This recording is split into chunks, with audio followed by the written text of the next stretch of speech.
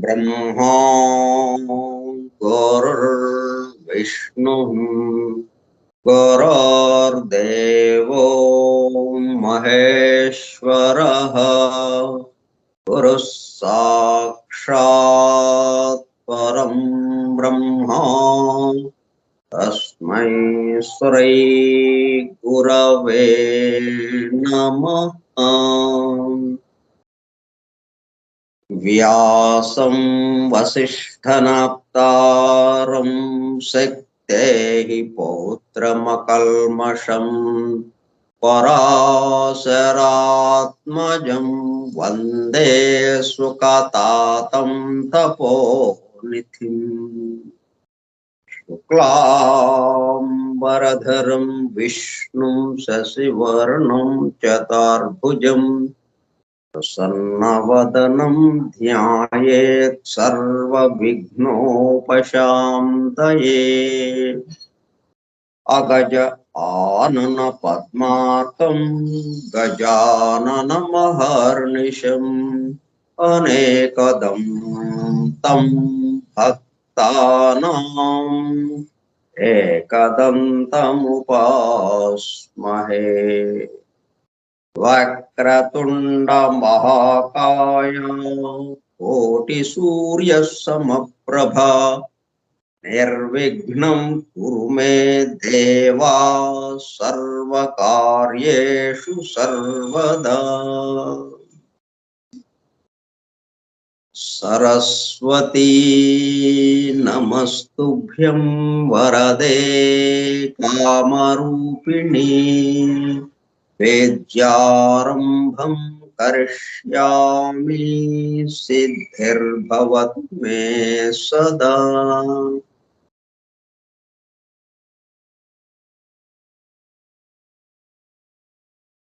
ॐ भूर्भुवस्सुवः ॐ तत्सवितुर्वरेण्यं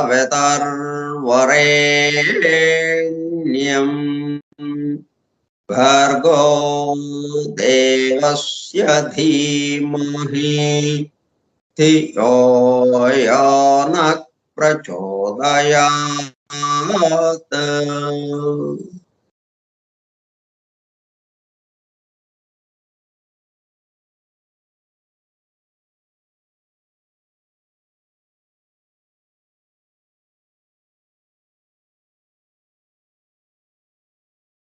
Vasudev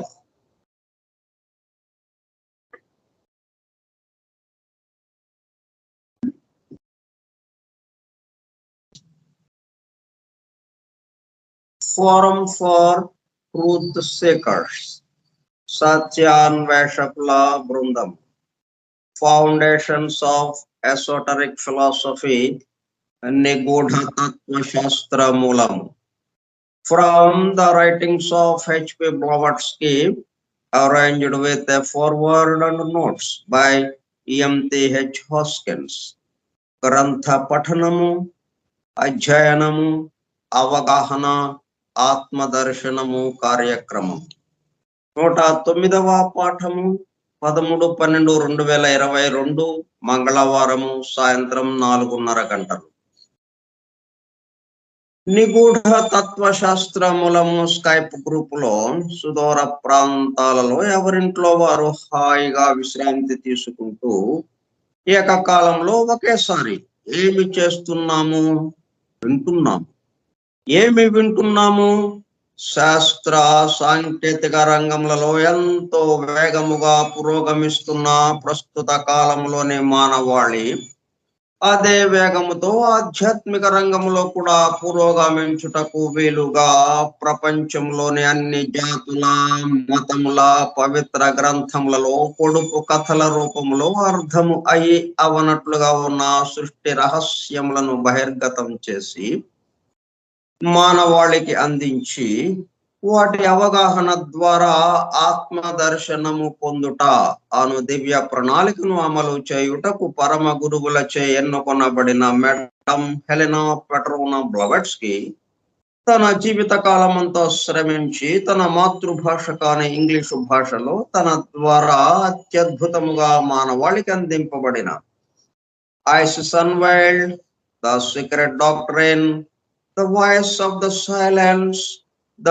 key to theosophy గ్రంథములు అధ్యయనము చేసి వాటిలో ఇవ్వబడిన విషయములు పూర్తిగా అర్థము కాకపోవుటచే అతి నిగూఢములైన సృష్టి రహస్యములు వాటి మూలము గ్రంథ హృదయమును చేరు పద్ధతులు తెలుసుకోవాలనే తీవ్ర ఇచ్చగల కొందరు సత్యాన్వేషకులు ఆమె చివరి సంవత్సరాలలో ఆమె వద్దకు చేరి ఆమెతో సంభాషించుచు ప్రశ్న సమాధానము సంవాద రూపంలో ఎన్నో నిగూఢములైన విషయములను మరింత లోతుగా తెలుసుకుని సత్యమును చేరుటకు ప్రయత్నించారు.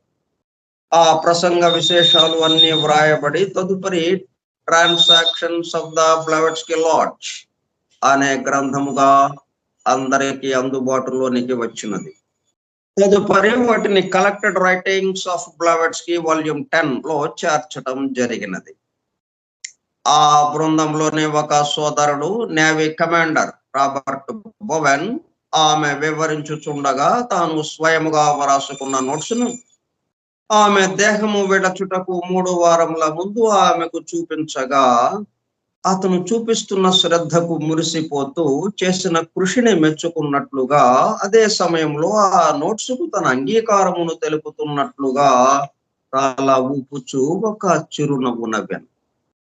తదుపరి కాలంలో మరుగున పడిపోయిన ఆ నోట్స్ను 40 సంవత్సరముల తదుపరి వారి కుమారుడు కెప్టెన్ పిజిబి బోవెన్ వెలుగులోనికి తీసుకువచ్చి దివ్య జ్ఞాన అధ్యయన పరులకు భవిష్యత్తు తరాలకు ఎంతో మేలు చేశారు.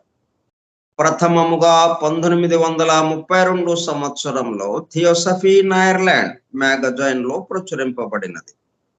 ఆ తదుపరి madam Blavatsky on how to study theosophy అనే పేరుతో చిన్న బుక్లెట్ రూపంలో అందరికీ అందుబాటులోనికి వచ్చినది. అపార జ్ఞాన సంపదతో అలరారుతున్న గ్రంథ సముదాయములు అందించబడిన విషయముల మొత్తమునకు అసలు మూలము ఏమిటి అనే విషయము ఆకళింపు చేసుకొనుటకు ఆ గ్రంథములలోనే అక్కడక్కడ నెంబర్డ్ స్టేట్మెంట్స్ అండ్ ప్రిన్సిపల్స్ ఉదాహరించబడినవని వాటి ద్వారా మూలము వద్దకు చేరుకోవచ్చునని మేడం బ్లవెట్స్కీ తెలిపినారు. ఇది ఒక తాళం చెవి. మనకి మూలం ఏమిటి? చెట్టును చూస్తా దాని మూలం ఏమిటి అంటే మూలం ఇంకెక్కడున్న వేరే చోట ఉంటుందా? లేదు, చెట్టులోనే ఉంటుంది. ఆ చెట్టుకి సంబంధించే ఉంటుంది, చెట్టుతో పాటే ఉంటుంది. కాబట్టి మూలం ఎక్కడ ఎతకాలి? మనము చెట్టులోనే ఎతకాలి, వేర్ల దగ్గరికి వెళతాము.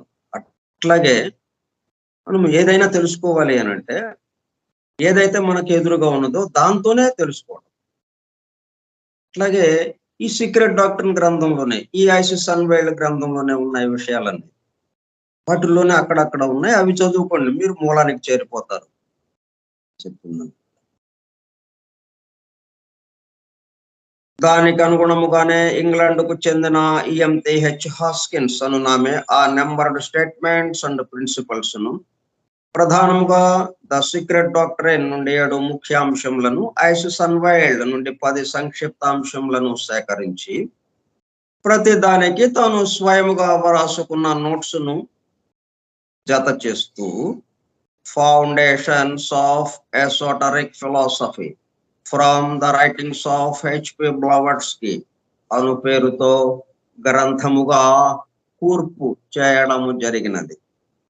వాటితో పాటు కమాండర్ రాబర్ట్ బోవెన్ వ్రాసి బ్లవట్స్కీ ఆమోదము పొందిన నోట్స్ ను అనుబంధము ఏగా గ్రంథము చివర చేర్చడం జరిగినది. చివరగా గ్లాసరీ పారిభాషిక పదకోశము అనుబంధము బిగా చేర్చబడినది. ఈ విధముగా దివ్య జ్ఞానమును అధ్యయనము చేయు పద్ధతులు, వాటి ద్వారా మూలమునకు చేరి అనగా సత్యమును చేరి తమ సత్య స్వరూపమునందు మేల్కాంచుటకు కావలసిన ప్రేమ పూర్వక సూచనలను తెలుపుతున్న గ్రంథరాజమును పఠిస్తూ అధ్యయనము చేయుచుండగా అత్యంత శ్రద్ధాసక్తులతో మేడం హెలెనా పెట్రోవ్నా బ్లవట్స్కీ చెప్పుచుండగా ఆమె చుట్టూ చేరిన సత్యాన్వేషకుల బృందము వలె చెవి యొగ్గి వినుచున్న, అనగా ఒళ్ళంతా చెవులు చేసుకుని వినుచున్న ప్రియ సత్యాన్వేషక సోదర శ్రోతలకు నమస్కారం.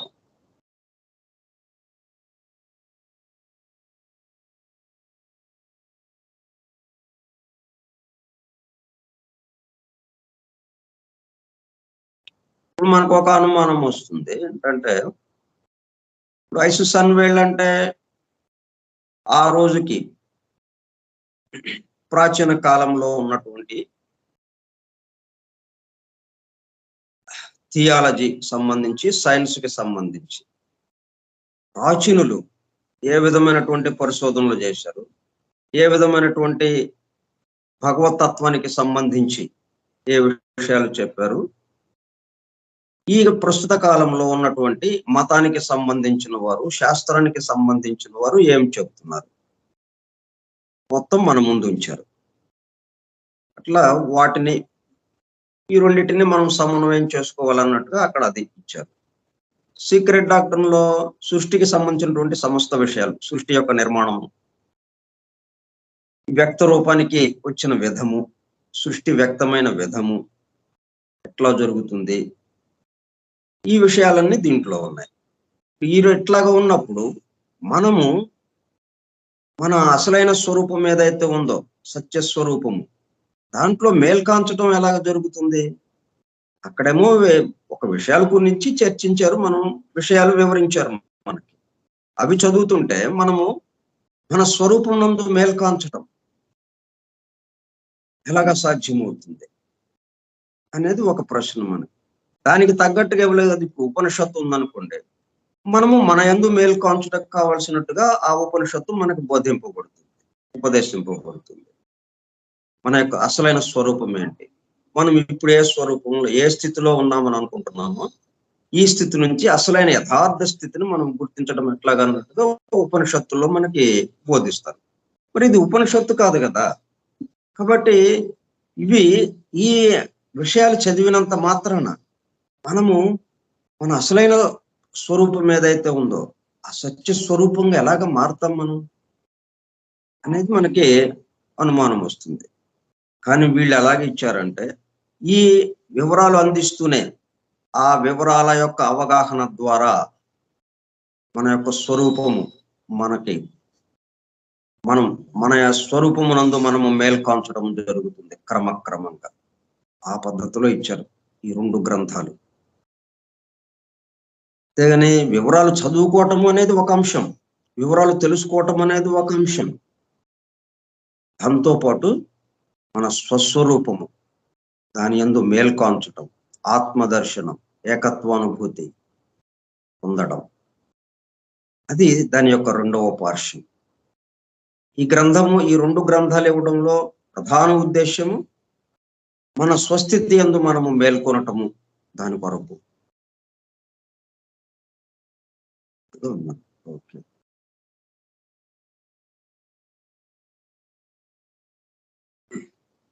నిన్న మనం కొన్ని విషయాలు ఐసిస్ అన్వైల్డ్ గురించి ఆ 2వ సంపుటంలో చివరి అధ్యాయమైనటువంటి 12వ అధ్యాయం ప్రారంభంలో ఉన్నటువంటి 10 అంశాలు ఏవైతే ఇచ్చారో సంక్షిప్తంగా ఈ 2 సంపుటాల్లో ఉన్నటువంటి ఐసిస్ సన్వేల్ యొక్క 2 సంపుటాల్లో ఉన్న మొత్తం విషయాన్ని సంగ్రహంగా సంక్షిప్తంగా ఒక 10 అంశాలుగా మనకి అందించారు. అవి వాటిని మనం తెలుగులో పాణ్యం రామనాథ శాస్త్రి గారు అనువాదం చేసి చదువుకున్నాం, మనం తెలుసుకున్నాము. అయితే దాన్ని అంటే ఆయన ఏంటంటే యథాతథంగా దాన్ని తెలుగు అనువాదం చేయకుండా కొంచెం స్వేచ్ఛానువాదంగా చేశారు ఆయన. కాబట్టి మనం ఒరిజినల్ కూడా మన దగ్గర ఉంది కాబట్టి, ఒరిజినల్ లేకపోతే అట్లా మనం అనువాదం తప్పదు. ఒరిజినల్ కూడా తెలుసు కాబట్టి మనకి ఆ భాష కొంత పరిచయం ఉంది కాబట్టి. ఇప్పుడు సంస్కృతం అనుకోండి, ఒరిజినల్ ఉన్నా మనం చేయగలిగింది ఏం లేదు, సంస్కృతం మనకు రాదు. కాబట్టి దానికి అనువాదం ఏదైతే ఉందో వాటి మీదే ఆధారపడతాం మనం. ఇప్పుడు ఇక్కడ అట్లా కాకుండా మనకి ఇటు అనువాదము చెప్పుకుందాము, అనువాదం చెప్పుకున్నందువల్ల మనకేంటి కొంత అవగాహన కలిగింది. దాని తర్వాత మూలంలోకి వెళ్తాం. ఆ ఇంగ్లీష్ భాషలో ఎలాగ ఇచ్చారో వాటిని చదువుకుందాం. వాటిని చదువుకోబోయే ముందు మనం ఏం చేద్దామంటే కొన్ని విషయాలు ఈ ఐసిస్ సన్వేళ్లలో ఉన్నటువంటివి అక్కడక్కడ కొన్ని వేరి ప్రత్యేకంగా ఇక్కడ రాసుకోవటం జరిగింది. ఆ విషయాలు నిన్న కొన్ని చదువుకున్నాం, ఇవాళ మరికొన్ని చదువుతాం.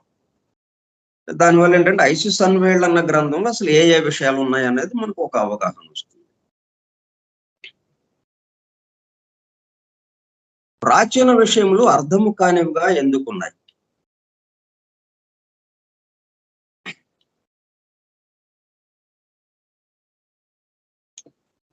దానికి కారణం నేటి మానవులు కనుగొన్న విషయముల ఉద్దేశ్యము సాటి మానవులపై సమాజముపై ఆధిపత్యము వహించాలనుకునుట అయి ఉన్నది. ఇప్పుడు పరిశోధనలన్నీ ఎలాగ సాగుతున్నాయి? మతానికి సంబంధించిన విషయాలన్నీ ఎలాగ సాగుతున్నాయి? రెండు, మతము శాస్త్రము, ఈ రెండు చాలా ముఖ్యం. సృష్టి ప్రారంభం నుంచి ఉంది మతము శాస్త్రము అన్నది. ఈ ప్రకృతిలోని శక్తులని మతము శాస్త్రం అంటే ఈ ఇద్దరు కూడా ప్రకృతి మీద ఆధారపడే ఈ రెండు బయటకు వచ్చినాయి. ఈ ప్రకృతి యొక్క శక్తుల్ని అవగాహన చేసుకుంటూ వాటిని ఉపయోగించుకుంటూ వాటిని అందరికీ సదుపాయం కోసం అందరికీ అందేటట్టుగా ఇస్తూ దాని ద్వారా తమ యొక్క స్వస్వరూపాన్ని సమస్త ముందు ఉన్న భగవంతుణ్ణి గుర్తుపెట్టుకుంటూ తమ యొక్క అసలైన స్థితిని అనుభూతి చెందుతూ ఉండేటట్టుగా ప్రాచీనులు ఆ మాదిరిగా చేసుకుంటూ వచ్చారు. ఇటు మతం తరఫున అయినప్పటికీ, అటు శాస్త్ర పరిశోధనలు అయినప్పటికీ, ఇటు మతం తరఫున అయినప్పటికీ ఆ పద్ధతిలో ఇచ్చారు. ప్రస్తుతం ఏంటి, అదే వాళ్ళు ఏది చేసినా కానీ అందరి కోసము అన్నట్టుగా ఆ రోజులు సాగినాయి ప్రాచీన కాలం. ఇప్పుడు నేటి కాలంలో అలాగా సాగుతూ ఉన్నాయి. నేటి మానవులు కనుగొన్న విషయముల ఉద్దేశ్యము సాటి మానవులపై సమాజముపై ఆధిపత్యము వహించాలనుకునుట అయి ఉన్నది. ఈ విషయం ఎక్కడ రాసింది? ఐసిస్ సన్వేల్ లో మొదటి అధ్యాయంలో రాసిందా, మొదటి అధ్యాయంలో వస్తుంది. ఆ డిఫరెన్స్ అలాగ వచ్చిందనమాట. ఇప్పుడు తీసుకున్న మనం ఎక్కడ పరిశోధన చేస్తున్నాము? మన చుట్టూ ఉన్నటువంటి యూనివర్స్ లో, ఈ విశ్వంలో, ఈ ప్రకృతిలో. ఇది అందరికీ సంబంధించింది. మరి అందరికీ సంబంధించింది అన్నప్పుడు ఎవరో ఒకళ్ళు దాన్ని పరిశోధించి దానిలో ఉన్నటువంటి రహస్యాన్ని తెలుసుకుని ఆ రహస్యాన్ని తన గుప్పెట్లో పెట్టుకొని దాని ద్వారా మిగతా సమాజం మీద, మిగతా మానవ సమూహం మీద ఆధిపత్యం వహించాలి అన్నట్టుగా ఇప్పటి పరిశోధనలు సాగుతున్నాయి. ఇప్పటి మతం యొక్క తీరు కూడా ఆ పద్ధతిలో ఉన్నది. అందువల్ల మనం ప్రాచీనులు చెప్పినటువంటి విషయాలు ఏమీ అర్థం కాకుండా ఇక అది పాత చింతకాయ పచ్చడి అన్నట్టుగా దూరంగా పెట్టేయటం జరిగింది.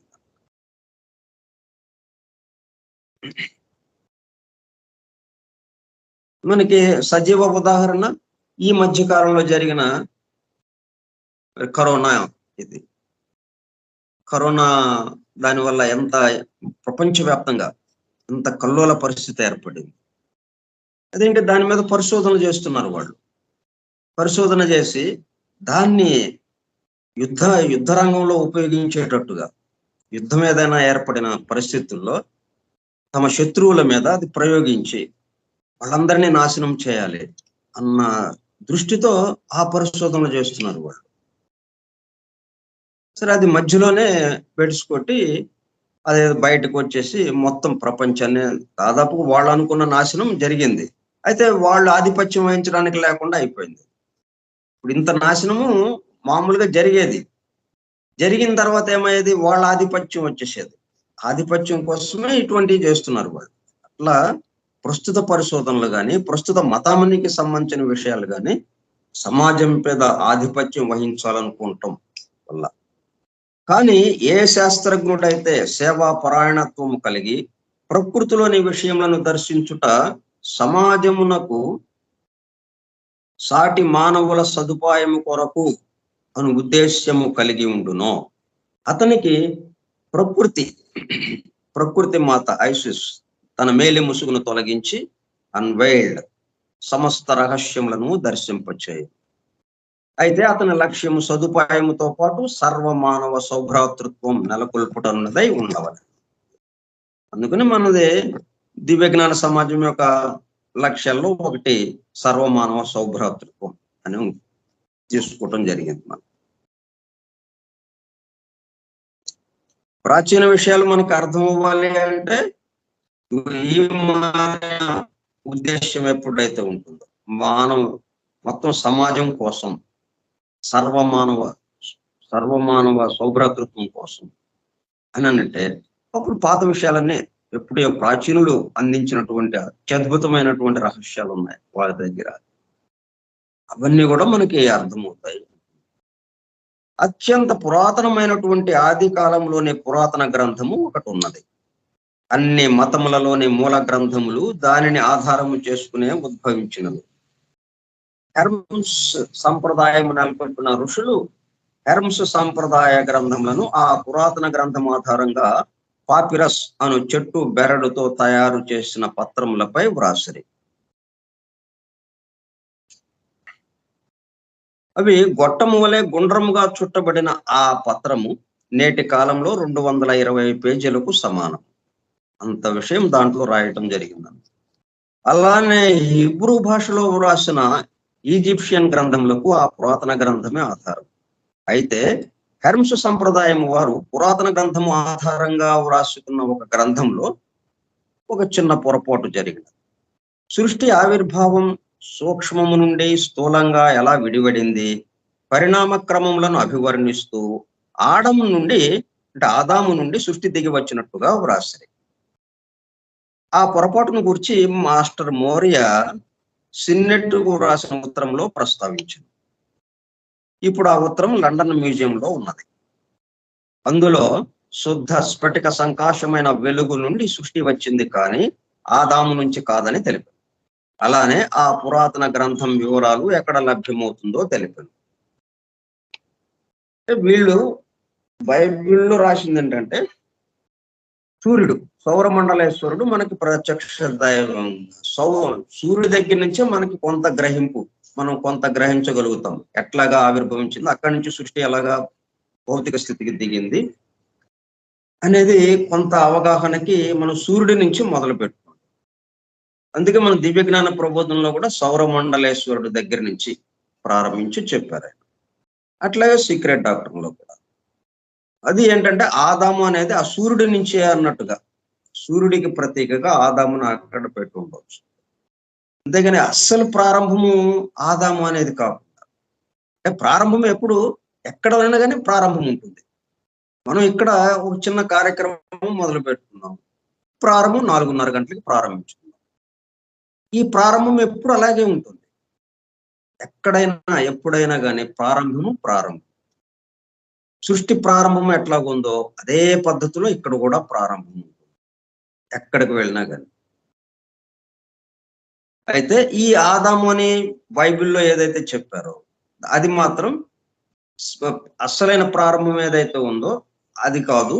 అది కాకుండా వీళ్ళు పొరపాటుగా అక్కడ ఆదాము నుంచి సృష్టి ప్రారంభమైంది అన్నట్లుగా వ్రాశారు అని చెప్పి మాస్టర్ మోరియానే, పరమ గురువు మోరియానే సిన్నెట్కి రాసిన ఉత్తరంలో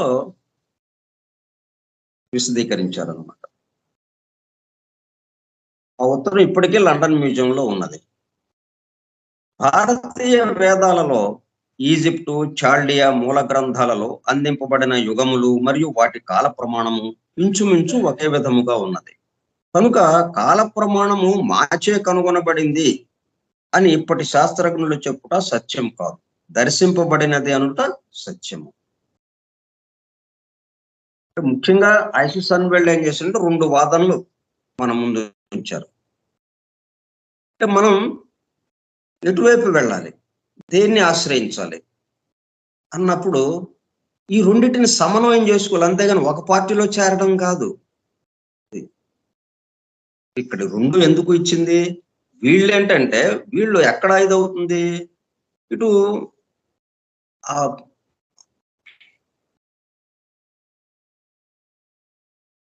వ్యక్త సృష్టి నుంచి వీళ్ళు పరిశీలన చేస్తున్నారు.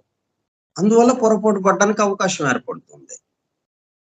ప్రాచీనులు సృష్టి ప్రారంభానికి సంబంధించి, సృష్టి ఇంకా ప్రారంభింపక ముందు ఎట్లాగా ఉంది పరిస్థితి, అక్కడి నుంచి దర్శిస్తూ వాళ్ళు మనకు అందజేశారు. కాబట్టి అక్కడ పొరపాటు పడటానికి అవకాశం లేదు. అందువల్ల అది ఇక్కడ ఏంటి, మనం భౌతిక విషయాలు, భౌతికంగా ఈ సృష్టి స్థూలంగా ఉన్న వివరాలు ఏంటి, స్థూలంగా ఉన్నటువంటి విజ్ఞానానికి సంబంధించిన విషయాలు ఏమిటి, అవి వీరి ద్వారా మనం తెలుసుకోవడానికి అవకాశం. కాబట్టి వీటిని ఆ ప్రాచీనులు ఇచ్చిన దాంతో సమన్వయం చేసుకుంటూ మనం ముందుకు కదలాలి. ఈ రెండింటిని సమన్వయం చేసుకుంటా ఐసిస్ అన్వెల్డ్ యొక్క మొత్తం చిట్ట చివరికి ఏంటయ్యా మనం తేల్చుకోవాల్సింది అంటే, రెండింటిని సమన్వయం చేసుకుంటూ ముందుకు కదలాలి. అందుకే సీక్రెట్ డాక్టర్ దగ్గరకు వచ్చినప్పటికల్లా ఇంకొకటి చేరింది. ఈ మూడిటి యొక్క సమన్వయం, the synthesis of science, religion and philosophy. శాస్త్రము, మతము, తత్వము, ఈ మూడిటి యొక్క సమన్వయంతో ఆ సీక్రెట్ డాక్టర్. ఇట్లా మనం దేన్ని కూడా తీసేయటం అన్నట్టు కాకుండా దాంట్లో ఉన్న సత్యాసత్యాలు ఏమిటి, వాళ్ళకి ఏదో ఆధారం ఉంటుంది. వాళ్ళు ఏదో చూస్తూ దాని మీద ఆ పాయింట్ ఆఫ్ వ్యూతో, ఆ ఆధారంతో వాళ్ళు మాట్లాడుతూ ఉంటారు. ఎవరికి వాళ్ళు మాట్లాడింది సత్యమనే అనుకుంటారు. అంతేగాని మేము తప్పు చెప్తున్నామని ఎవరు, మేము చెప్పేది తప్పే అయినా సరే మేము చెప్తున్నాం అని అనరు కదా. మేము చెప్పేది సత్యమే అంటాడు అబద్ధం చెప్పేవాడు కూడా. సరే, సత్యం చెప్పేవాడు మేము చెప్పేది సత్యమే అంటాడు, అక్కడికి సరిపోతుంది. అబద్ధం చెప్పేవాడు కూడా అదే మాట. ఎవరైనా కానీ చివరికి చెప్పే మాట, మేము నిజం చెప్తున్నాం, మేము సత్యమే చెప్తున్నాము, ఇది వాస్తవము, ఇది యథార్థము అంటాడు. కాబట్టి ఈ రెండింటిని మనం సమన్వయం చేసుకోవాలి. అందువల్ల మనం శాస్త్రజ్ఞులు చెప్పిన దాన్ని తోసేయటం కాకుండా, అలాగే ఈ శాస్త్రజ్ఞులు చెప్పే దాన్ని పట్టుకుని ప్రాచీనులు చెప్పింది తోసేయటం కాకుండా ఇద్దరిని సమన్వయం చేసుకోవాలన్నమాట. అందుకు మనకి చాలా జాగ్రత్తగా ఆ రెండింటిని ఒక చోట చేర్చారు ఐసిస్ అన్వెల్డ్. నేటి ఆధునిక వైద్య శాస్త్రం, శస్త్రచికిత్సలు, రోగ నిదాన శాస్త్రం, పాథాలజీ, మానవ దేహ విజ్ఞాన శాస్త్రం, వివిధ మూలకాల ఔషధాల సంయోగాలతో నూతన ఔషధముల ఆవిష్కరణ మున్నగు వాటి గురించి భూగోళం బ్రద్దలయ్యేటట్లుగా అరుస్తున్నారు. ఇది నేటి శాస్త్రజ్ఞులు, నేటి ఆధునిక వైద్యానికి సంబంధించిన వాడు. కానీ క్రీస్తు పూర్వం 16వ శతాబ్దంలో ఈజిప్షియన్లు 6 వైద్య గ్రంథాలు వ్రాసిరి. క్రీస్తు పూర్వం 16వ శతాబ్దం అంటే అక్కడికి 1600 అంటే 1600, ఇది ఒక 16వ శతాబ్దం, అదొక 1600 సంవత్సరాలు అక్కడ, ఇది ఒక 2000 సంవత్సరాలు, 2000 సంవత్సరాలు. ఎంతకాలం క్రితం చూడండి మరి. క్రీస్తు పూర్వం మరలా 16వ శతాబ్దంలో ఈజిప్షియన్లు 6 వైద్య గ్రంథాలు వ్రాసిరి. అందులో సంపూర్ణ మానవ దేహ సూక్ష్మ కారణ శరీరాల విజ్ఞానం సవివరంగా ఉన్నది. ఒక్క భౌతిక దేహమే కాదు, ఈ భౌతిక దేహానికి సంబంధించిన ఏథరిక్ డబ్బులు ఆ లింగ శరీరం ఏదైతే ఉందో, తర్వాత యాస్ట్రల్ బాడీ, అట్లాగే మెంటల్ బాడీ, అలాగే కాజల్ బాడీ, వీటి గురించిన వివరం కూడా ఉంది. ఈ భౌతిక దేహంలో మనం ఏదైతే ఆ వేదనని, ఆ రోగాన్ని మనం గమనిస్తామో, ఇది ఎక్కడి నుంచి ప్రయాణం చేసి అట్లాగా వస్తూ ఉన్నది, ఎక్కడెక్కడ లోటుపాట్ల వల్ల ఇది చివరికి ఇక్కడ వ్యక్తమైంది. ఏదైనా వ్యక్తం అవడం అంటే స్థూలంలోనే, ఇంకెక్కడ ఆ వ్యక్తం అవడం ఉండదు కదా, మనకు తెలియదు కదా. వ్యక్తము అక్కడ ఉంటుంది కానీ యాస్ట్రల్ లోకంలో ఉంది, యాస్ట్రల్ వరల్డ్లో, కామలోకంలో, ఆ కామదేహంలో, కామలోకంలో ఉన్నటువంటి కామలోకంతో సంబంధం ఉన్నటువంటి కామదేహంలో ఈ వ్యాధికి సంబంధించిన విషయం ఉంది అక్కడ. ఆ తర్వాత భౌతిక దేహంలో ఇక్కడ వ్యక్తమైంది ఆ రోగానికి సంబంధించిన విషయం. కానీ ఇక్కడ మనం ఏం చేస్తున్నాం, ప్రస్తుతం భౌతిక దేహం వరకు ఆగిపోయాం. కానీ ప్రాచీనులు ఏం చేశారు, ఇప్పుడు కారణ శరీరం దాకా వెళ్ళారు. ఎందుకంటే ఈ జీవాత్మ కారణ శరీరంతో వస్తాడు, కారణ శరీరంతో పర్మనెంట్ గా శాశ్వతంగా, అంటే అతను తురియాత్మకి చేరే వరకు ఆ కారణ శరీరంలోనే ఉంటాడు జీవాత్మ. మనం కాబట్టి ఆ కారణ శరీరంతో ఇక్కడి నుంచి మొదలుపెట్టి సూక్ష్మ కారణ శరీరాల విజ్ఞానం సవివరంగా ఉంది. ఆ 6 వైద్య గ్రంథాలకి మూలం ప్రాచీన గ్రీకులు హెర్మ్స్ సంప్రదాయాన్ని అనుసరించేవారు వ్రాసిన 42 పుస్తకాలు. ఈ 6 వైద్య గ్రంథాలు మళ్ళీ వీళ్ళే కొత్తగా మొదలెట్టలేదు. వాళ్ళకి ఆధారం ఏంటి, ప్రాచీన గ్రీకులు హెర్మ్స్ సంప్రదాయాన్ని అనుసరించే వారు వ్రాసిన 42 పుస్తకాలు. ఆ 42 పుస్తకాల్లో నుంచి ఈ 6 గ్రంథాలు వీళ్ళు ఎత్తి రాసుకున్నారు. ఈ 42 పుస్తకాలు మానవుడు దేహంలో పడిన దగ్గర నుంచి చివరకు శ్మశానంలో కాలి బూడిద అయ్యే వరకు జరుగు స్పందనలు, ప్రతిస్పందనలు, జబ్బులు, ఆరోగ్య కౌశల జీవనం, శస్త్రచికిత్సలు, మానవాళి సంబంధిత ప్రతి సమస్యకు పరిష్కారం సూచించినవి. ఇప్పుడు వందల వేల సంవత్సరాల క్రితం ఇవి వ్రాస్తున్నప్పుడు మోజెస్ వయసు 21 సంవత్సరములు. మనకి ఈ మధ్య కాలంలో మోజెస్ చాలా ప్రధానమైన పాత్రగా ఉంటుంది. అంటే బైబిల్కి సంబంధించి, ఈ యూదు జాతులకి సంబంధించి, క్రిస్టియానిటీకి సంబంధించి మోజెస్ చాలా ప్రధానమైన పాత్రగా ఉంటుంది. ఈ ఫ్రీ మ్యాసనరీ ఇటువంటి ఈజిప్షియన్ల దగ్గర నుంచి నేర్చుకునే ఎన్నెన్నో రహస్య విద్యలు, వాటన్నిటినీ మళ్ళీ యూదు దేశానికి తీసుకువెళ్ళి యూదుల దగ్గర వాళ్ళ యొక్క యూదు సంప్రదాయానికి అనుగుణంగా మార్పులు చేసి అక్కడ ప్రవేశపెట్టాడు. ఇప్పుడు ప్రస్తుతము అదే మనకి ప్రపంచవ్యాప్తంగా జరుగుతుంది. మోజెస్ ఏదైతే ప్రవేశపెట్టాడో అవే ప్రపంచవ్యాప్తంగా ఇప్పుడు ప్రస్తుతము నడుస్తూ ఉన్నాయి. కానీ అంతకుముందు ఒరిజినల్ గా అవి ఎక్కడివి, ఈజిప్షియన్లకి ఎక్కడివి అంటే మళ్ళీ భారతదేశం. చిట్ట చివరికి ఎడు తిరిగి అడు చేసి ఇటు చేసి చిట్ట చివరికి ఎక్కడ తేల్తామంటే భారతదేశంలో తేల్తాం. ఓకే. ఈ గ్రంథములు గ్రీకుల గ్రామాలలో ప్రతి పురోహితుని వద్ద ఉండేవి. వీటిని ఉపయోగించే వైద్యం చేసేవారు. ఈ గ్రంథములన్నీ ప్రస్తుతం లభ్యమొకటలేదు. కానీ అందులో క్లెమెంట్ ఆఫ్ అలెగ్జాండ్రియా అను అతను వ్రాసిన పుస్తకం ప్రస్తుతము న్యూయార్క్ లో ఆస్టర్ లైబ్రరీలో దొరుకుతుంది. దాని ముందు మాటలో మిగిలిన పుస్తకాల వివరాలు ఉన్నాయి. ఇది ఎట్లాగొచ్చిందంటే, ఈ గ్రంథం ఒక అరబ్ షేక్ దగ్గర ఉండిపోయింది. ఎట్లాగా సంపాదించాడో మరి సేకరించాడో తెలియదు. అరబ్ షేక్ దగ్గర ఉంది. ఒక అరబ్ షేక్ ఆయన దగ్గర నుంచి ఏం చేశాడు, ఒక ఆర్కియాలజిస్టు ఆయన దగ్గర నుంచి తీసుకున్నది అమెరికన్ లైబ్రరీకి ఇచ్చాడు. అది అట్లా జరిగిందనమాట. ఆ పుస్తకము ఆ లైబ్రరీలోకి వచ్చింది. ఆ అరబ్ షేక్ నుంచి ఈయన ఆర్కియాలజిస్ట్ ద్వారా, ఈజిప్ట్ లో ఉన్నటువంటి ఒక ఆర్కియాలజిస్ట్ ద్వారా ఆ లైబ్రరీలోకి చేరింది. ఎప్పుడు 1872 సంవత్సరం ప్రాంతంలో, 1872. కనుక నేటి ఆధునిక వైజ్ఞానికులు ఓదరగొడుతున్నట్లు నేటి ఆధునికత కొత్తగా సృష్టించింది కాదని, ఉన్నదే మరలా మరలా దర్శింపబడుతూ వ్యక్తమవుతూ ఉంటుందని తెలుసుకొనవలెను. అంటే ఈ రోజు పగలు కొత్తగా వచ్చిందా? నిన్నటి పగలకు కొనసాగింపు ఈ రోజు పగలు. నిన్నటి పగలు మొన్నటి పగలకి కొనసాగింపు నిన్నటి పగలు. నిన్నటి పగలు కొనసాగింపు ఈ రోజు పగలు. నిన్న రాత్రి కొనసాగింపు ఈ రోజు రాత్రికి వస్తుంది. అంతేగాని ప్రారంభం అనేది ఉండటానికి అవకాశం లేదు.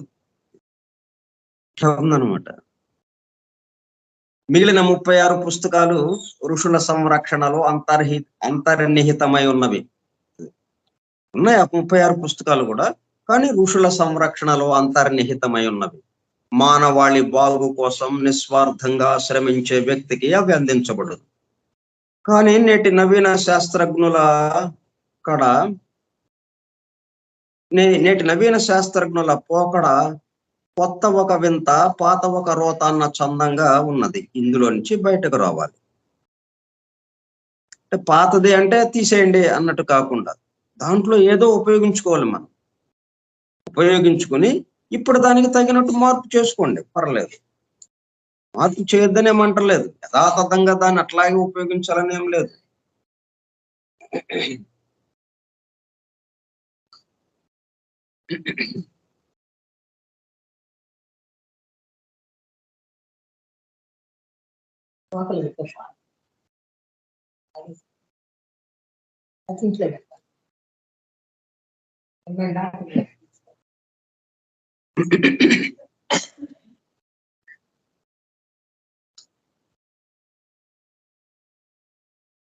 మానవాళి బాగు కోసం నిస్వార్థంగా శ్రమించే వ్యక్తికి అవి అందించబడు. ఉదాహరణ హానిమన్, షూస్లర్, అట్లాగే హిపోక్రటిస్ అలోపతి వైద్యానికి ఆద్యుడు. కానీ ఆయన చెప్పిన విషయాలు క్రమక్రమంగా కొంచెం పక్కకి వెళ్ళినాయి. అది వేరే విషయం, మనం దానికి చేయగలిగింది ఏమి లేదు. ఆయన ఈ విధమైనటువంటి అవగాహనతోనే చెప్పుకొచ్చాడు. ప్రాచీనులు ఏవైతే ఇచ్చారో ఆ మానవ దేహ సూక్ష్మ కారణ శరీరాల విజ్ఞానం ఏదైతే ఉందో, ఒక్క భౌతిక దేహమే కాకుండా మిగతా దేహాల గురించి, అలాగే అస్ట్రాలజీ రాశి చక్రం గురించి, జోడియాక్ గురించి, దానికి తగిన విధంగా అట్లా అన్ని రకాలుగా ఆలోచించి వైద్యం చేయాలన్నట్టుగానే ఆయన చెప్పుకొచ్చాడు. క్రమక్రమంగా అదంతా మార్పులు చేర్పులకు గురైంది. ప్రస్తుతము అలోపతి పూర్తిగా భౌతిక దేహం మీద ఆధారపడే చేస్తూ ఉన్నారు. అది అట్లా ఒక విషయం. అది ఇట్లాగా ఎవరైతే మానవాళి బాగు కోసం నిస్వార్థంగా శ్రమించే వ్యక్తులు ఉంటారో వారికి అవి అందించబడతాయి. అంటే ఉన్నాయి 36 పుస్తకాలు చక్కగా ఋషుల సంరక్షణలో సిద్ధంగా ఉన్నాయి, ఎవరికి కావాలంటే వాళ్ళకి ఇవ్వడానికి. ప్రాచీనులకు మానవ బాహ్య అంతర శరీరముల సమస్త విషయాలు తెలుసు. ఒక్క భౌతిక దేహమే కాదు, దీనికి ఈ భౌతిక దేహాన్ని ఆశ్రయించి ఇంకా ఎన్ని దేహాలు ఉన్నాయో మొత్తం వాటి సంగతన్నిటినీ, ఆ విషయాలన్నీ వాళ్ళకి సమస్త విషయాలు తెలుసు. నేటి నవీనులకు బాహ్యముగా కనిపించే స్థూల శరీర విజ్ఞానము అది కూడా కొంతవరకు మాత్రమే తెలుసు. అలాగే ఇంకో చోట ఏం రాసిందంటే, పైథాగరస్ బోధనలు మరియు విద్యా బోధనకు గల లక్ష్యం ఆత్మను ఇంద్రియ విషయముల నుండి విముక్తం చేయడమే.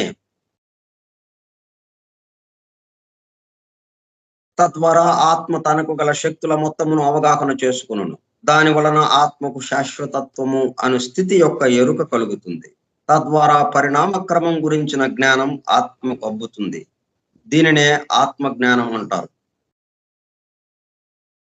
చదువు ఎట్లాగా ఉండాలి, విద్య, ఇది కూడా చక్కగా చెప్పుకొచ్చారు పైథాగరస్. అంటే మనం ఈ విషయాలు ఉండి ఉంటే విద్య అట్లాగా ఆ పద్ధతిలో ఉండేది. మనకి ఇప్పుడు ఏమైంది, పూర్తిగా బాహ్యముగా ఉన్నటువంటి, స్థూలముగా ఉన్నటువంటి ఆ భౌతిక దేహం వరకే మనం పరిమితమైపోతుంది. కాబట్టి మన యొక్క శక్తియుక్తులు, ఆ జ్ఞానం మొత్తం మనం ఏదైతే ఎంతవరకు మన తెలివితేటలు ఇవన్నీ కూడా ఎక్కడికి పరిమితమైనవి? భౌతిక దేహం వరకు పరిమితమైనవి. భౌతిక స్థితి వరకే పరిమితమైనవి. అందువల్ల ఇక్కడెక్కడే తిరుగుతూ ఉన్నాం. వీటి పట్ల కొంత అవగాహన వస్తే అప్పుడు విద్య యొక్క విషయం అంతా మారిపోతుంది. ఇప్పుడులాగా మార్కులకి అన్నట్టుగా కాకుండా, మార్కుల కోసం అన్నట్టు కాకుండా ఆత్మజ్ఞానం, భౌతిక విషయాల పట్ల, భౌతిక విషయాల గురించి తెలుసుకోవటంతో పాటు ఆత్మజ్ఞానం కూడా అలవడేటట్టుగా, అంటే 2 విషయాలు ఒకే ఏకకాలంలో బోధించేటట్టుగా మనకి విద్య రావాలి. అట్లాగా ఆయన నేర్పాడు పైథాగరస్. మానవుడు శాశ్వతత్వం పొందడమునకు సంబంధించిన విషయం మతమునకు కానీ, శాస్త్ర విజ్ఞానమునకు కానీ సంబంధించినది కాదు. ఇద్దరి దగ్గర లేదు. మానవుడు శాశ్వతత్వం పొందడం ఎలాగా అన్న విషయానికి సంబంధించిన జ్ఞానము మతము దగ్గర లేదు, శాస్త్రం దగ్గర లేదు. కానీ శాశ్వతత్వం మాత్రం మతము, సైన్స్ అను 2 భూతముల క్రింద పడి నలిగిపోతూ ఉన్నది. ఆధ్యాత్మిక భౌతికవాద పరిణామముల సమన్వయమే శాశ్వతత్వం అని పైథాగరస్ బోధించును. మనం ఇందాక చెప్పుకున్నాం కదా, ఇప్పుడు ఈ 2 ఏంటి? రెండిటి యొక్క సమన్వయం చేసుకోవాలి మనం. ప్రాచీనులు, ఆధునికులు.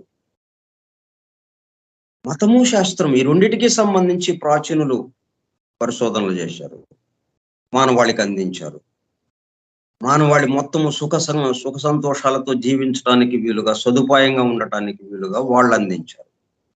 ఇప్పుడు ఈ నవీనులు ఏం చేస్తున్నారు? ఆధునికులు పట్టు సాధించటానికి, అధికారం సాధించడానికి అన్నట్టుగా ఇక్కడ చేస్తున్నారు వీళ్ళు. కానీ మనం ఏం చేయాలన్నమాట? ఇప్పుడు ఆధ్యాత్మిక భౌతికవాద పరిణామముల సమన్వయమే శాశ్వతత్వం అని పైథాగరస్ బోధించను. భారతీయ వేదాలలో కూడా ఈ విషయంలో ఉన్నవి. కానీ ఎక్కడ ఏ పేజీ తీసినా వేదంలో ఉటంకింపబడినది, ఇది ఋగ్వేదంలో ఉన్నది, ఇది ఇంకొక చోట ఉన్నది, ఇది ఈ పురాణంలో ఉన్నది. విష్ణు పురాణము, ముఖ్యంగా విష్ణు పురాణాన్ని ఎక్కువగా అవి ఉదాహరిస్తూ వచ్చారు. ఎక్కడ ఏది చెప్తున్నా వెంటనే ఇక్కడికి తీసుకొస్తారనమాట. దాన్ని వేదాలలో ఉన్నది, అలాగే విష్ణు పురాణంలో ఉన్నది.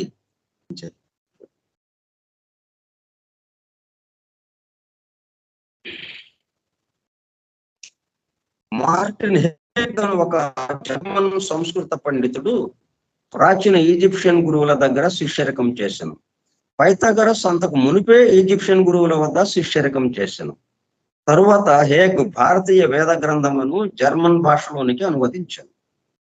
ప్రాచీన భారతీయ వేదములలో గల విషయములకు పైథాగరస్ బోధనలకు గల సారూప్యతను హేగ్ చెప్పాను. పైథాగరస్ తెలిపిన అనేక విషయాలకు మూలం భారతీయ వేదములే అని కూడా తెలిపాను. ఎందుకంటే మరి ఆయన ఇక్కడికి వచ్చి ట్రైనింగ్ పొంది వెళ్ళాడు. ఇక్కడ ఈజిప్షియన్ లో ఫ్రీ మ్యాసనరీలో అక్కడ ఇనిషియేషన్ అదంతా తీసుకుని అక్కడ రహస్యాలన్నీ అది అనుభూతి చెందిన తర్వాత అక్కడి నుంచి భారతదేశం వచ్చి దానికి సంబంధించినటువంటి మరింత విజ్ఞానాన్ని ఇక్కడ నేర్చుకున్నాడు. మరింత విజ్ఞానాన్ని అప్పుడుగా ఆయన దేశం వెళ్ళి గ్రీక్ దేశం అక్కడ బోధన చేయటం మొదలు పెట్టాడు.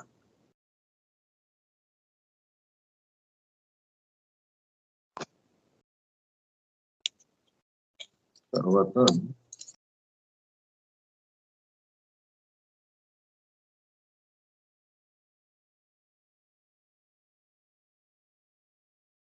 మహిమలు అనున్నవి నిరూపితమైనవే, రుజువులకు నిలబడేవి. ప్రాచీనుల దగ్గర మహిమలు అన్నది లేదు. ఇవన్నీ ప్రకృతి సిద్ధం, ప్రకృతిలో సాధారణం. అది నిన్ను వాళ్ళకి భౌతిక విషయం ఒక్కటే కాదు కదా, భౌతిక లోకం ఒక్కటే కాదు, బ్రహ్మలోకం నుంచి వాళ్ళకి దానికి సంబంధించిన విషయాల అవగాహన ఉన్నాయి. కాబట్టి ఇంత దీంట్లో సూక్ష్మం నుంచి స్థూలానికి ఎట్లాగా వస్తా ఉంది. ఈ విషయాలన్నీ తెలిసిన దాని మీదట మహిమలనేవి లేవు. అది సాధారణ విషయం. మనం భౌతికంగా ఉన్నాం గాబట్టి, స్థూలంగా ఉన్నాం గాబట్టి, ఈ స్థూలం తప్ప ఇంకొకటి మనం తెలియటం లేదు గాబట్టి, మనకి అవన్నీ మహిమలనిపిస్తున్నాయి. ఎవరన్నా ఏదన్నా చేస్తే. ఇప్పుడు ఉదాహరణకి ఒకళ్ళు గాజుని చే చేశారు. గాజు చేసి, ఆ గాజు పలకను చేసి, దాన్ని ఒక 20 గంటల పాటు అలాగ ఉంచారు. 20 గంటలయ్యేటప్పటికల్లా అది ఎట్లాగయిపోయింది? మనం దాన్ని చుట్టి భుజానికి తగిలించుకునేటట్టుగా వచ్చేసింది. సాగే గుణం వచ్చేసింది దానికి.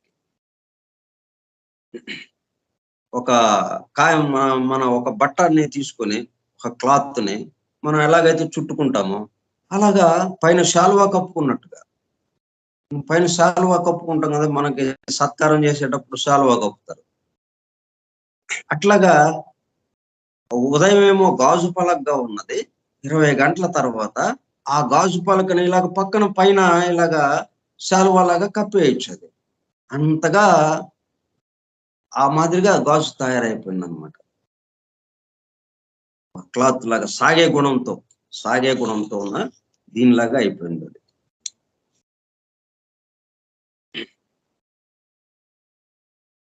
అది మనకు మహిమలాగా అనిపిస్తుంది. కానీ అది కోల్పోయిన ప్రాచీన కళా విజ్ఞానం.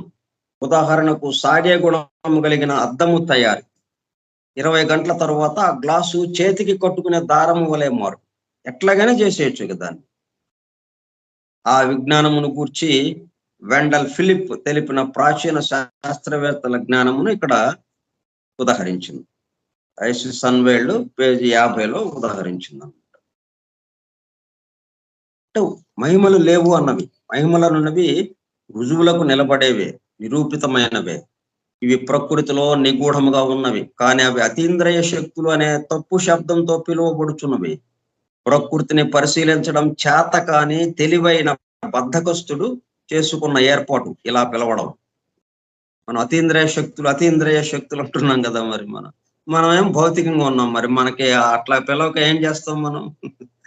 అయితే ఏమంటుంది వాళ్ళని? ప్రకృతిని పరిశీలించడం చేతగానే తెలివైన బద్ధకస్తుడు చేసుకున్న ఏర్పాటు ఇలా పిలవడం. ఇది కాదనలేని నిజం. ఎవరైనా కాదు అని చెప్పదలుచుకుంటే వారు ప్రకృతిని పరిశీలించడం అనే శ్రమ చేయవలసి ఉంటుంది. మరి నిరూపించాలంటే మరి మనం కూడా దానికి సంబంధించి పరిశ్రమ చేయాలి. మరి బద్ధకస్తులం కదా మనం అని అంటుంది. అవును అని చెప్పదలుచుకుంటే వారు మహిమలకు సంబంధించిన విషయంలో శాస్త్రీయంగా చెప్పవలసి ఉంటుంది. ప్రాచీనులు ఏది చేసినా గాని శాస్త్రీయముగానే వాళ్ళు చేశారు. ఏ పరిశోధన అయినా, ఏ విషయమైనా గాని. దాన్ని అలాగా ఊహాపోహలుగా చెప్పింది లేదు. ఇప్పుడు శాస్త్రజ్ఞులు మేము శాస్త్రంగా నిరూపించి రుజువులతో చెప్తున్నాం మేము. వాళ్ళు ఏమీ లేదు కాబట్టి మాది యథార్థమని ఆధునిక శాస్త్రజ్ఞులు చెప్తుంటారు. కానీ అట్లా కాదు అది. వాళ్ళు కూడా శాస్త్రీయంగానే చెప్పారు.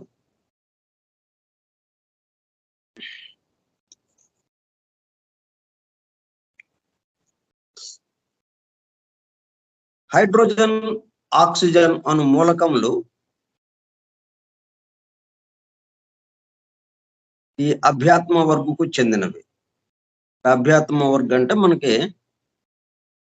ఈ ప్రయోగాల మిస్టర్ క్రూక్స్ అనే అతను 3 సంవత్సరాలు ఆత్మలపై ప్రయోగాలు చేశాను. ఇంకోటేంటంటే కొంతమంది శాస్త్రవేత్తలు శాస్త్ర విజ్ఞానముతో పాటు తత్వమును కూడా పరిగణనలోనికి తీసుకుని పరిశోధించే వారి ప్రయత్నములను ముందుకు సాగనివ్వలేదు. కొంతమంది శాస్త్రజ్ఞులు ఉన్నారు. పాతదాన్ని కూడా తీసుకుని, దాన్ని దీన్ని కలుపుకొని సమన్వయం చేసుకుంటూ ముందుకు వెళ్ళాలి అనే పద్ధతిలో ఉన్నవాళ్ళు ఉన్నారు. అయితే వాళ్ళ ప్రయత్నాల్ని ముందుకు సాగనివ్వలేదు ఆధునిక శాస్త్రవేత్తలు. ఏఎన్ అక్స్కాఫ్ అను శాస్త్రవేత్త మహిమలు, అద్భుతములు గురించి పరిశోధనలు జరిపి శాస్త్ర నిరూపకంగా వీటిని రుజువు చేస్తాను అని మహిమలు చేసే వారితో తెలిపాను. ఉన్నత స్థానంలోని మతాధికారులు మహిమలు చూపుతున్న వారు తమ గౌరవ గొప్పతనాలకు భంగం వాటిల్లుతుందని అతని ప్రయత్నాలను ముందుకు సాగనివ్వలేదు.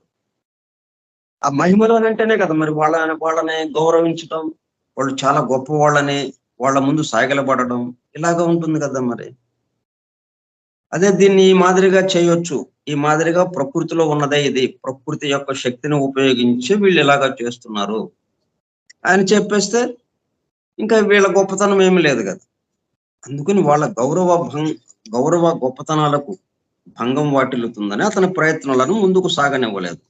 చివరికి ఆక్స్కాఫ్ ఈ మహిమలు ప్రకృతికి సంబంధించినవిగా తెలియపుగా మీవిగా ప్రకటించుకున్నట ద్వారా ప్రకృతికి భావి తరములకు ద్రోహం చేస్తున్నారు అని తెలిపారు. ఈ మహిమలు మేం చేస్తున్నాము అని అట్లా ప్రకటిస్తున్నారు కదా వాళ్ళు. అట్లా మీరు ప్రకృతికి ఈ భావి తరాల వారికి ద్రోహం చేస్తున్నారు మీరు అని చెప్పి అన్నాడు. ఇంకేం చేస్తాడు ఆయన. మిస్టర్ క్రూక్స్ అని అతను 3 సంవత్సరాలు ఆత్మలపై ప్రయోగాలు చేశాను. కొంతమంది అదృశ్య వ్యక్తులు, తెలియని వ్యక్తులు ఉన్నట్టుండి వారి ఇంటిలో ప్రత్యక్షం అవడం, అనేక పనులు చేసి పెట్టడం, వాటితో అనేక ప్రయోగాలు చేయడం కొన్ని వందల మంది వీక్షించారు. ఇవన్నీ చేయగలము అనే దానికి అభూత కల్పనలు కాదు అని. ఈ ప్రయోగాల క్రమంలో క్రూక్స్ 8 సిద్ధాంతాలు ప్రకటించాడు. అందులో 6వ సిద్ధాంతంలో సృష్టిలో పరిణామ క్రమము చెందుతున్న జీవులు, ఖనిజ, వృక్ష, జంతు, మానవ వర్గములు అంటే మనకి తెలిసి ఏంటి, ఖనిజ వర్గం నుంచి మనకి కొంత అవగాహన ఉంది. ఖనిజము, తర్వాత వృక్షము, తర్వాత జంతు స్థితి, తర్వాత మానవ స్థితికి వస్తుంది ఈ పరిణామము అని మనం అనుకుంటున్నాం. ఒక అణువు ఖనిజ వర్గము కంటే ముందు అనేక భౌతిక వర్గులలోకి పరిణామము చెందుతూ వస్తుంది. ఖనిజ వర్గులోకి రాకముందు ఇంకా కొన్ని పరిణామాలు ఉన్నాయి వాటికి. అవి మనకి అంతగా గ్రహింపుకి మనకి అందుబాటులోకి లేనివి అవి. అందులో మొదటి వర్గును ప్రథమ భౌతిక వర్గు లేక అభ్యాత్మ వర్గు అని, ఫస్ట్ ఎలిమెంటల్ కింగ్డమ్ అని, ఆ తరువాత పరిణామ క్రమంలో బహుకాలము దీర్ఘ పరిణామము చెంది 2వ భౌతిక వర్గులోనికి వస్తాయి అని, ఈ స్థితికి వచ్చేసరికి అవి 2వ భౌతిక వర్గు లేక సౌరాత్మ వర్గు అనబడుతుందని, అట్లాగే దాని తర్వాత చంద్రాత్మ వర్గు, సౌరాత్మ వర్గు తర్వాత చంద్రాత్మ వర్గు, అట్లాగా ఈ 3 వర్గుల్ని దాటి అప్పుడు ఖనిజంలోకి వస్తుంది అన్నమాట. ఒక అణువు అలాగ క్రమక్రమంగా అభివృద్ధి చెందుతూ ఖనిజ వర్గులోకి చేరుతుంది. అక్కడి నుంచి వృక్ష వర్గులోకి, అక్కడి నుంచి జంతు వర్గులోకి, అక్కడి నుంచి ఇక్కడ మానవుడికి ఉపాధిగా అంటే మన దేహంగా, మానవ దేహముగా ఇక్కడ రూపాంతరం చెందుతుంది. ఇక్కడికి వస్తుంది. ఇక్కడి నుంచి ఇక దివ్య మానవుడుగా ఇంకట్లాగా ఆ తురియాత్మ దాకా ప్రయాణం చేయాల్సిన అవసరం ఉంది. ఇక్కడి నుంచి ఈ విషయాలన్నీ కూడా ఆయన క్రూక్స్ అన్న ఆయన ఒక సైంటిస్టు వాటిని ప్రకటించాడు ఆయన. అట్లాగే హైడ్రోజన్, ఆక్సిజన్ అను మూలకములు ఈ అభ్యాత్మ వర్గమునకు చెందినవి. ఈ మొదటి ప్రథమ భౌతిక వర్గు లేక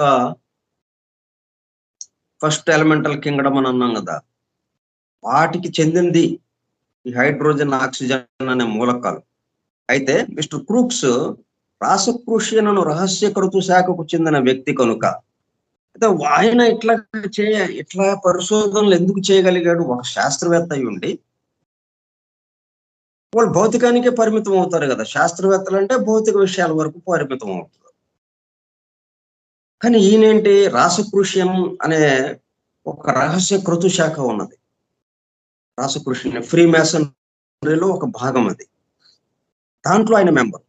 దానివల్ల ఏంటంటే దానికి సంబంధించిన వ్యక్తి కనుక వాటి ధర్మాలను ఆయన బహిర్గతం చేయలేకపోయాడు. ఆయనకి ఆయన దర్శనం ఇచ్చినాయి, అవి అందినాయి, కానీ బహిర్గతం చేయలేకపోయాడు. పారాసెల్సస్, ప్రిస్ట్లీ అను వారు తరువాత వీటి ధర్మాలను కొంతవరకు బహిర్గతపరిచింది. అయితే పారాసెల్సస్ కూడా పై రహస్య కృతు శాఖలో సభ్యుడు. కనుక హైడ్రోజన్ గురించి పూర్తిగా వివరించలేదు. ఇట్లా జరుగుతుంటాయి అన్నమాట. మనకి ఐసిస్ అన్వేల్డ్ కానీ సీక్రెట్ డాక్టర్లో కానీ ఫ్రీ మ్యాసనరీ అనే రహస్య కృత శాఖకు సంబంధించి చాలా వివరంగా చాలా చోట్ల ప్రస్తావించబడుతుంది. దానికి సంబంధించిన దాంట్లో ఉన్న మెంబర్సే, దానికి సంబంధించిన సభ్యులే ప్రధాన పాత్ర వహించారు. పరిణామ క్రమంలో ఈ శాస్త్ర విజ్ఞానము అభివృద్ధి చెందటానికి కానీ, అలాగే తత్వశాస్త్రం అభివృద్ధి చెందటానికి కానీ వాళ్ళు ప్రధాన పాత్ర వహించారు. తర్వాత ఇంకొక విషయం ఏం చెప్పారంటే, ఎన్నో అదృశ్యమయ జీవులు లోకాలు ఆధారంగా ఆడిన తర్వాతే సృష్టి దృశ్యమయ లోకంలోకి ఆవిష్కృతం అవుతుంది. దృశ్యమయంలో ఈ స్థూల జగత్తులో జీవించు జీవరాశులకు ఎన్నో విధాలుగా అదృశ్యమయ ప్రపంచంలో నుంచి సహాయం అందుతుంది. ఆ సహాయం వలననే పరిణామ క్రమము జరుగుట సాధ్యపడుతుంది. పైథాగరస్ యొక్క సిద్ధాంతాల బోధనలు అన్ని తూర్పు దేశాల నుండి సేకరించినవి. ఎక్కడి నుంచి వచ్చినాయి పైథాగరస్ కి? ఈజిప్షియన్, అక్కడి నుంచి భారతదేశం. అయితే ప్లేటో మహాశయుడు వాటన్నింటినీ ఒక క్రమ పద్ధతిలోకి తెచ్చి ప్రజానీకానికి అందుబాటులోకి తెచ్చాను. ప్లేటో వివరిస్తూ దివ్య సంకల్పమును తండ్రికి, పదార్థమును తల్లికి, విశ్వము కొడుకుగా పుట్టెను. దీనినే కఠోపనిషత్తులో దివ్య ఆత్మ తన ఎదురుగా ఉన్న మూల పదార్థంతో సంగమించాడు. ఆ సంగమం వలన మహానాత్మ లేక జీవాత్మ ఆవిర్భవించింది అని ఉన్నది. కబ్బాలిస్టులు దీనినే విశ్వాత్మ అని సంబోధించారు.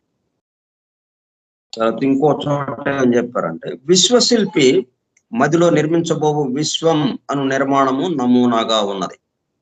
ఆయన దివ్య సంకల్పముతో విశ్వము క్రమక్రమముగా నిర్మితమైనది. విశ్వశిల్పి మహోన్నత గణిత శాస్త్రజ్ఞుడిగా రూపొందించిన నమూనాలో ఉన్న ప్రతి అంశము విశ్వములో వివిధ విషయములుగా వ్యక్తమైనది. ఇది కూడా ఫ్రీ మ్యాసనరీకి సంబంధించింది ఉంటుంది, ఈ సృష్టి సంబంధించింది కూడా. అంటే ఫ్రీ మ్యాసనరీ ఏంటంటే సృష్టి యొక్క విషయాన్నే అక్కడ వాళ్ళు దాన్ని బోధిస్తూ ఉంటారు. ఫ్రీ మ్యాసనరీలో సృష్టికి సంబంధించిన విషయాలు. దైవము దివ్య సంకల్పంతో సమస్తాన్ని ఎటుల సృష్టించునో మానవుడు తన పరిధి మేరకు అలా సృష్టించగలడు. కాకపోతే మానవుడు సంకల్ప బలం కలిగి ఉండాలి. అలాంటి సంకల్ప బలముతోనే రహస్యాల యొక్క రహస్యాలను మానవుడు దర్శించగలడు, మహాత్ముడు అవ్వగలడు. పర్షియాలో ఒక సామెత ఉంది, ఆకాశం ఎంత చీకటిగా ఉంటే నక్షత్రాలు అంతగా ప్రకాశిస్తాయి. చీకటి ఎంత చిక్కబడితే నక్షత్రాల ప్రకాశము అంత పెరుగుతుంది. మధ్యయుగం వారు చీకటిలో బంధితులై ఇంకా ఇంకా చీకటిని పెంచుకొనుచున్నారు. అప్పుడు రాసక్రూషియన్ సోదర బృందం వారు నక్షత్రాల వలె ప్రకాశించారు. కానీ ఈ సోదర బృందం వారికి ప్రజలలో తగినంత ఆదరణ లభించలేదు. కారణం, ప్రజలు మత విశ్వాసాల్లో నుండి బయటకు రాక మతాధికారుల సూచన మేరకు వీరికి సహాయం అందించలేదు. పైగా వీరిని వెంటాడసాగారు. కనుక రాసక్రూషియన్ వారు తమ సత్య దర్శనమును అందించు వేదికలను నిర్మించలేకపోయారు. ఆ తర్వాత అది రహస్యంగా ఎవరో చాలా కొద్ది మంది మాత్రమే ఇప్పటికీ దాన్ని అనుసరిస్తున్నారు. ఆ శాఖని, రాసక్రూషియన్ అన్నదాన్ని చాలా పరిమితంగా ప్రపంచవ్యాప్తంగా చాలా కొద్ది మంది ప్రపంచవ్యాప్తంగా ఉంది. ఇప్పటికీ రహస్యంగానే ఉంది, చాలా కొద్ది మంది మాత్రమే. న్యూటన్ గురుత్వాకర్షణ శక్తిని కనుగొనెను. అది ప్రశంసనీయం. కానీ అది గురుత్వాకర్షణ శక్తి అని తప్పు పేరుగా వాడబడుతున్నది. అది గురుత్వాకర్షణము కాదు, భూమి పైన ఉండు సమస్తమునకు మధ్య జరుగుతున్న అయస్కాంత శక్తుల ప్రభావం.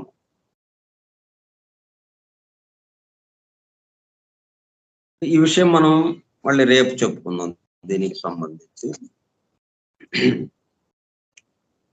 ఓకే.